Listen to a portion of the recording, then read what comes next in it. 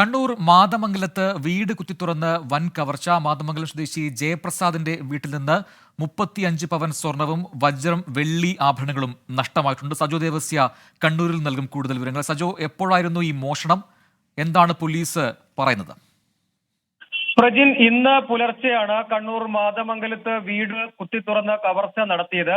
മാതമംഗലം സ്വദേശിയായ ജയപ്രസാദിന്റെ വീട്ടിലാണ് ഈ കവർച്ച നടന്നത്. കുടുംബാംഗങ്ങൾ വീട്ടിലുണ്ടായിരുന്നില്ല. അവർ ചികിത്സാ ആവശ്യത്തിന് വേണ്ടി പുറത്തു പോയതായിരുന്നു. ആ ഘട്ടത്തിലാണ് ഈ മോഷണ സംഘം വീടിന്റെ പിൻഭാഗത്തെ വാതിൽ തകർത്ത് അകത്ത് കടന്നത്. ഇപ്പോൾ നഷ്ടമായിരിക്കുന്നതായി ഈ കുടുംബാംഗങ്ങൾ പറയുന്നത് 35 പവൻ സ്വർണം, ഒപ്പം വജ്രം വെള്ളി ആഭരണങ്ങൾ എന്നിവയും കവർന്നു എന്നാണ് കുടുംബാംഗങ്ങൾ പറയുന്നത്. പെരിങ്ങോം പോലീസ് കേസെടുത്ത് അന്വേഷണം ആരംഭിച്ചിട്ടുണ്ട്. സമീപത്തെ CCTV ദൃശ്യങ്ങളൊക്കെ ശേഖരിക്കാനുള്ള ശ്രമവും നടക്കുന്നുണ്ട്. വലിയ മൂല്യമുള്ള ആഭരണങ്ങളാണ് ഇപ്പോൾ നഷ്ടമായിരിക്കുന്നത്. ഈ പ്രദേശത്തെക്കുറിച്ച് മേഖലയെക്കുറിച്ച് കൃത്യമായി സ്റ്റഡി ചെയ്ത് വീട്ടിൽ ആളില്ല എന്ന് മനസ്സിലാക്കിയാണ് ഈ സമയത്ത് പുലർച്ചയോടുകൂടി ഈ സ്ഥലത്തെത്തി ഈ കവർച്ച നടത്തിയിട്ടുള്ളത്. സംബന്ധിച്ച് വിശദമായ അന്വേഷണത്തിലേക്ക് കടന്നു എന്നാണ് പോലീസ് പറയുന്നത്. മറ്റു സൂചനകൾ ഈ മോഷണ സംഘത്തെക്കുറിച്ച് ലഭ്യമായിട്ടില്ല. പക്ഷേ വിപുലമായ അന്വേഷണത്തിലേക്ക് കടന്നു എന്നാണ് പോലീസ് പറയുന്നത്.